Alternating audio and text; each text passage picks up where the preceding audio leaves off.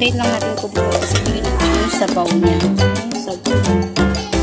Nagdagaan ng pork kanina. So, yung muna natin ay simple lang. Lagyan na lang natin ng pork cubes. Yan, para lasang-lasa yung pork na nilagay natin with pork cubes. Hintayin lang natin siyang kumulo. Bago natin ilagay yung pinakang sabaw niya. So, takpan ko na.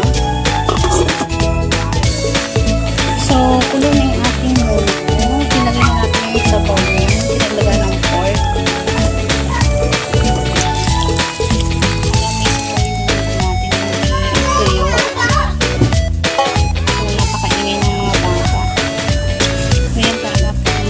Hindi pwedeng perfect.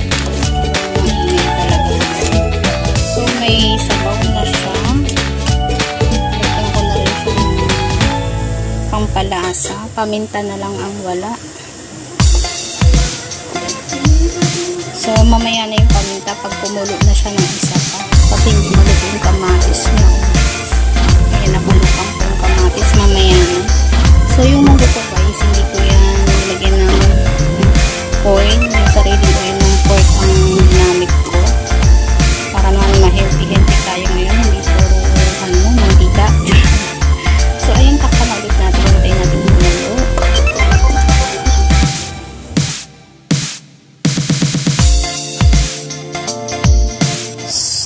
So, tulad nga ng sinabi ko, hintayin natin siyang makulo para ilagay na natin yung paminta. Yung paminta na hindi ko nilagay kanina. So, haluin ko muna. Ayan. So, alam nyo na guys kung bakit munggo. Ayun, hindi ko alam kung bakit may tinatawag silang menu for today. So, Friday ngayon kaya munggo. Ilagay natin yung paminta. Ayan. So, hindi na ako nag-add yan ng asin or ano. May pork cubes na. Tsaka isang magic sarap. Kaya, tansyado ko na yung lasa niya. So, mayroon pa tayong chicharon. Ilagay ko na yung chicharon, guys. So, ito yung chicharon natin. Isang pack yung ilalagay ko para sulit. Talagang gulay pa lang, ulam na. So, ilagay na natin lahat. So, nakita nyo naman, lahat nilagay ko. So, hindi tinipid na munggo ito. May pork na, may pork chicharon pa. Saan ka pa? So, today is Friday, so it's munggo day. Then, pagtapos nyan, ilagay natin yung gulay. Wait lang. Medyo makalat ang ating kusina. So, yung gulay natin, ilagay natin siya ng pagpaluto na siya. So, feeling ko naman luto na siya. Feeling. So, maingay talaga yung mga bata, kaya huwag nyo nang pansinin. Kaya mag-focus ng camera ko kasi maano eh. So, ayan na. Ilagay na natin yung gulay. Kalahati lang para mamaya yung kalahati ulit. So, ayan. Maraming dahon para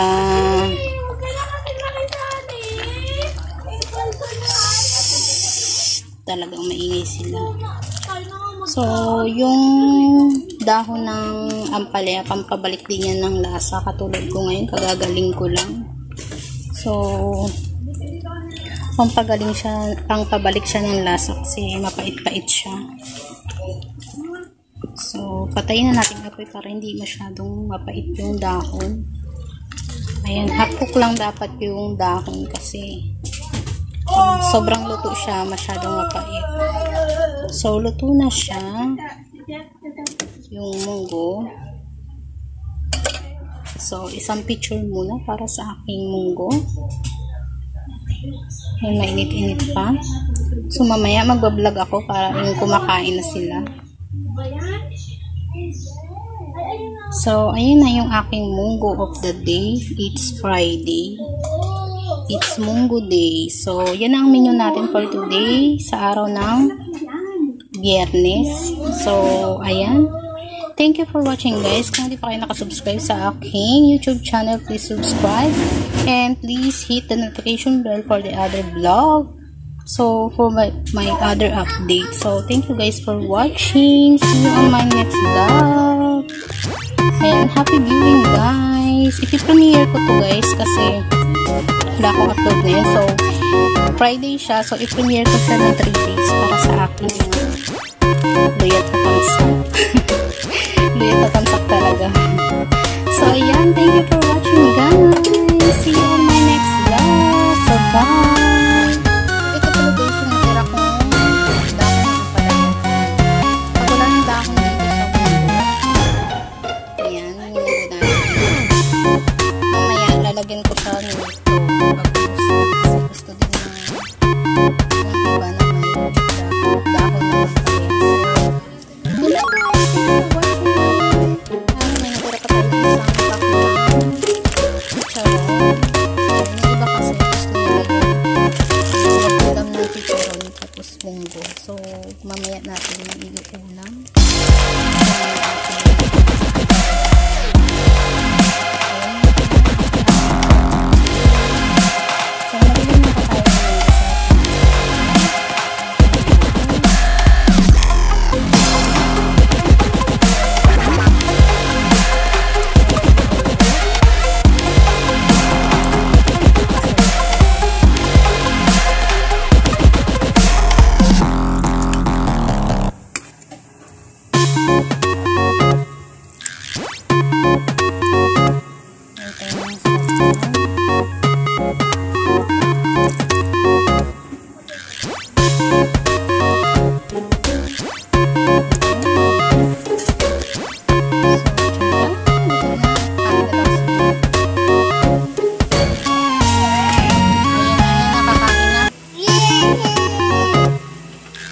Kain na. Si Eching, kukuha ng sandok sa gulay.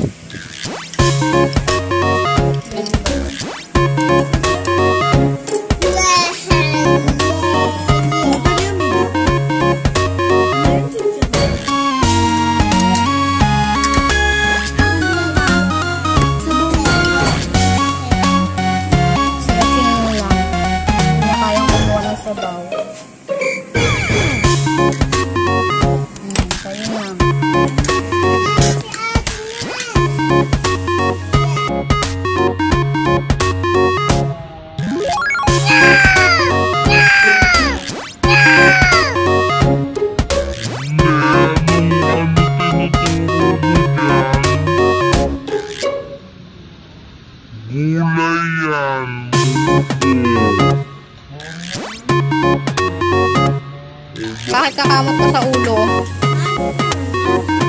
Hindi, kain gulay.